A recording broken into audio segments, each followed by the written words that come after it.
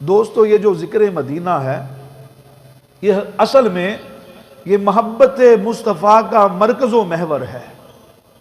جو مصطفیٰ کا عاشق ہے وہ مدینے کا ذکر ٹوٹ ٹوٹ کے کرتا ہے، مدینے کی صدائیں ٹوٹ ٹوٹ کے لگاتا ہے۔ اسے پتہ ہے کہ مصطفیٰ کے شہر سے محبت کرنا یہ ایمان کی بقا کا ذریعہ ہے، کہ ایمان کی بقا شہر مصطفیٰ سے جڑ جانے میں ہے۔ ذکر شہر رسول کرنے سے ایمان بچتا ہے۔ ایمان جو ہے اسے بھی جب پناہ ملے گی قرب قیامت میں، ہر جگہ سے ایمان سمٹ جائے گا۔ دجال کی آمد ہوگی، پرفتن دور ہوگا، جب آزمائشوں کا دور ہوگا، ایمان کو بھی جب کہیں پناہ نہیں ملے گی، میرے مصطفیٰ نے فرمایا ایمان سمٹتا سمٹتا شہر مدینہ میں آ جائے گا۔ یعنی ایمان کی بقا شہر مدینہ کے ساتھ ہے۔ یہ جو مصطفیٰ کا فرمان یہ ہمیں بتانا چاہتے ہیں، ہمیں سکھانا چاہتے ہیں، ہمیں سمجھانا چاہتے ہیں کہ اے امتی اگر ایمان کو بچانا ہے تو مدینہ مدینہ کیا کرو، کہ جو مدینہ کے ساتھ جڑ جاتا ہے اس کا ایمان بچ جاتا ہے، جو مدینہ سے کٹ جاتا ہے اس کا ایمان برباد ہو جاتا ہے۔ تو ذکر مصطفیٰ کے ساتھ ذکر مدینہ کرنا بھی ضروری ہے، کہ ذکر مدینہ نہ کریں تو ایمان مکمل نہیں ہوتا۔ اور یہ ایسا خطہ ہے کہ جو محبوب علیہ السلام کا پسندیدہ خطہ ہے پوری روئے زمین پہ۔ اس خطے سے بڑھ کر عظمت والا، بزرگی والا، برتری والا، فضیلت والا کوئی خطہ نہیں، کہ یہ وہ خطہ ہے جس کا انتخاب رب نے مصطفیٰ کے لیے کیا ہے۔ انتخاب رب نے مصطفیٰ کے لیے کیا ہے۔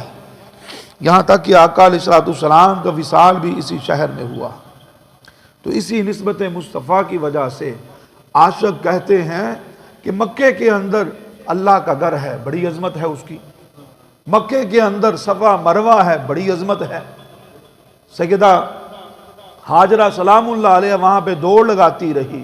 مکے کے اندر زمزم ہے، اس کی بھی بڑی عظمت ہے، بڑی شان ہے۔ مکے میں حجر اسود ہے، بڑی اس کی شان ہے۔ مکے کے اندر جنت المالا ہے، قبرستان ہے، بڑی شان ہے۔ مگر قربان جائیں یہ ساری نسبتیں اپنی جگہ پہ ہیں۔ رب نے فرمایا محبوب ابراہیم کی دعا پہ میں نے مکہ کو حرم بنایا تھا، اسے عظمت عطا فرمائی تھی۔ آج تو مدینہ کے لیے جو مانگنا چاہتا ہے مانگ لے، تیری دعا کے اوپر میں نے مدینہ کو بھی حرم بنا دیا ہے۔ اے محبوب تیری نسبت کی وجہ سے، تیری قیام گاہ کی وجہ سے، تیرے یہاں پہ رکنے کی وجہ سے، تیرے مزار پاک بننے کی وجہ سے میں نے مکے کے عظمت سے زیادہ مدینے کو عظمتیں عطا فرما دی، کہ مکے کو جتنی عظمتیں ملی محبوب تیرے قدمین شریفین کی برکتوں سے ملی۔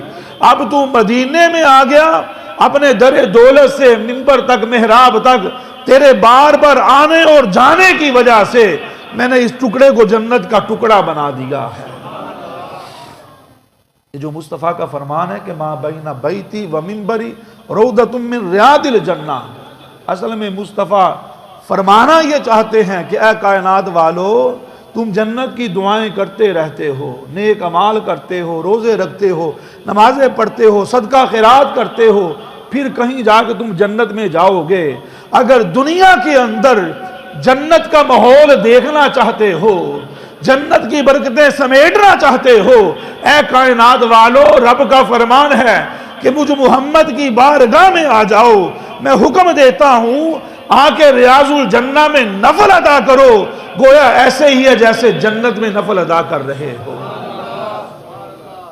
تو وہ ایسا عظمت والا حصہ ریاض الجنہ جسے کہا جاتا ہے، جہاں مصطفیٰ کریم کے قدمین شریفین لگتے تھے، ایسا عظمت والا حصہ کہ مصطفیٰ نے فرمایا دنیا کے اندر ہر چیز فنا ہو جائے گی، ہر چیز ختم ہو جائے گی، چونکہ یہ ریاض الجنہ یہ جنت کا ٹکڑا ہے، یہ ٹکڑا جنت سے اتارا گیا، اسے فنا نہیں کیا جائے گا۔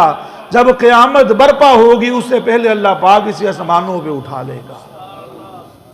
تو آج ہم اس شہر مصطفیٰ کا ذکر کر رہے ہیں جس کا ذکر میرے رسول اللہ صلی اللہ علیہ وسلم بڑی محبت سے کرتے تھے، کہ اس سے دلوں کو چین مل جاتا ہے، ذکر مدینہ پا کر کے روحوں کو قرار مل جاتا ہے، ایمان کو حرارت ملتی ہے اور محبت رسول میں اضافہ ہو جاتا ہے۔ اور محبت مدینہ جو ہے یہ محبت رسول کو بڑھانے کا ذریعہ بن جاتا ہے۔ اور پھر دیکھیں کہ دنیا کے اندر لوگ مختلف زبانیں بولتے ہیں، مختلف ان کا لب و لہجہ ہے، مختلف انداز ہیں، جیسے جیسے بھی جو بھی ذکر مدینہ کرتا ہے، دیدار مدینہ کی طلب رکھتا ہے، فراق مدینہ میں، جدائی مدینہ میں جب زار و قطار روتا ہے تو میرے مصطفیٰ اس کی جو عرض و گزارش کو سن کے کرم کر ہی دیتے ہیں اور اسے خوشبخت بنا دیتے ہیں۔ عاشق کہتے ہیں کہ وہ مدینہ جو کونین کا تاج ہے، وہ مدینہ جو کونین کا تاج ہے، جس کا دیدار مومن کی معراج ہے، زندگی میں خدا ہر مسلمان کو وہ مدینہ دکھا دے تو کیا بات ہے۔ زندگی میں خدا ہر مسلمان کو وہ مدینہ دکھا دے تو کیا بات ہے۔